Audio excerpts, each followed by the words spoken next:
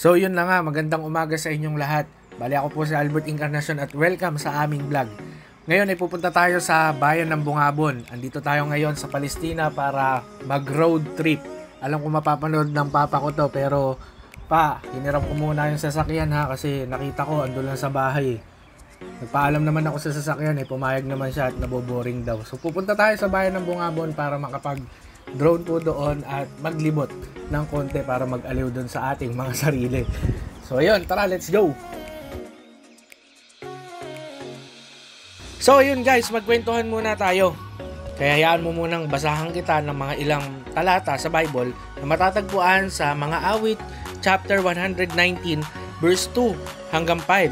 Ang sabi, mapalad ang mga sumusunod sa kanyang patakaran, buong pusong naghahanap sa kanyang kalooban. Ang gawain ay matwid, namumuhay silang ganap, sa kanyang kalooban ay doon sila lumalakad. Ibinigay mo nga sa amin ang iyong mga utos upang buong pagsisikap na ito'y aming masunod. Gayon ako umaasang magiging tapat. Susundin ang iyong utos, susundin ng buong pag-iingat. So balikan natin yung verse 2. Ang sabi doon, mapalad ang sumusunod sa kanyang patakaran, buong pusong naghahanap sa kanyang kalooban. Alam mo ba na mayroong kalooban ang Diyos para sa buhay mo? Kasi kung titignan mo dito sa road trip na to, meron po dalawa yan Isa po yun doon sa may driver seat at saka yung passenger seat. Malaki ang kaibahan ng ikaw ay nandun sa driver seat at ikaw naman ay nasa passenger seat. It means kapag ikaw ay nandun sa driver seat, ikaw ang nagmamaneho ng buhay mo. Sariling diskarte, sariling pamamaraan, sariling kung paano mo gagawin o ilalakad yung buhay na meron ka. Pero kung ikaw ay nasa passenger seat, ibig sabihin meron nagmamaneho ng buhay mo. Walang iba kundi yung ating Panginoon.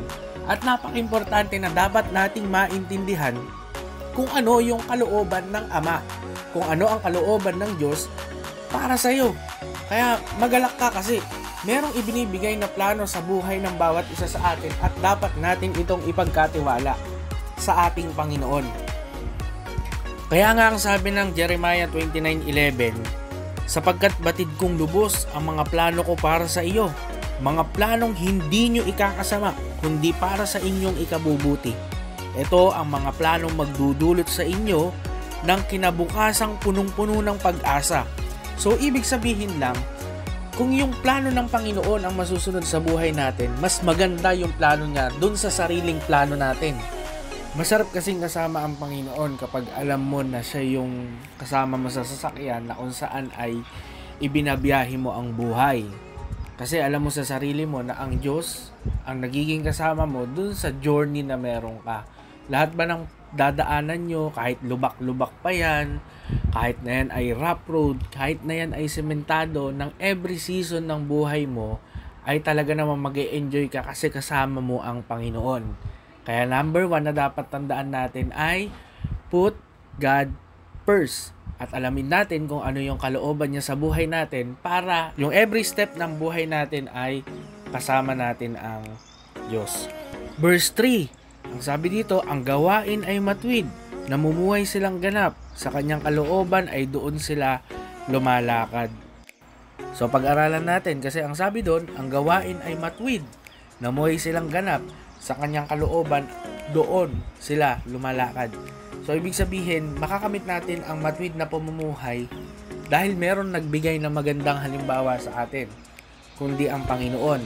Sinusunod natin yung kanyang katwiran, sinusunod natin yung kanyang mga utos, sinusunod natin yun alang-alang sa pananampalataya na meron tayo. At bilang namumuhay sa pananampalataya, dapat yun ang makita sa atin bilang nag-a-apply ng kanyang mga salita. So kung titingnan nyo sa road trip na ito, meron tayong gustong marating, meron tayong gustong mapatunguhan, meron tayong gustong puntahan, which is sa bayan ng Bungabon. Pero kung mapapansin nyo, hindi natin mararating agad siya kung hindi tayo magpo-focus para diretsuhin yung daan papunta dun sa Bungabon. Makikita natin, merong mga opportunities na makikita natin po dito sa ating daan, which is yung sa kaliwa at yung sa kanan. May mga likuan na makikita tayo, pero hindi dapat tayo magkaroon ng atensyon sa lahat ng mga yon Dahil ang gustong mangyari ng Panginoon sa atin ay dumiretso tayo. Basta kasama natin ang Panginoon, diretsuhin natin yon at naia-apply natin yon sa buhay natin kung ano yung gusto niyang mangyari sa bawat isa. So yun yung napakaganda na experience na makikita natin sa buhay ng isang Kristiyano na sumusunod sa kalooban ng ating Panginoon. Na ia-apply niya na yung turo sa pamamagitan ng kanyang pamumuhay. Yon! Kaya nga sabi din ng Lucas chapter 11 verse 28, ngunit sumagot siya, higit na pinagpala ang mga nakikinig sa salita ng Diyos at tumutupad nito. So yon, magandang umaga sa inyong lahat at sana sa simpleng kwentuhan natin ay kinapulutan nyo ng aral. At nandito na tayo sa may arko ng Bungabon, andyan ay mga kabayo at iba pa. At enjoy natin yung drone na lilipad. God bless sa inyong lahat.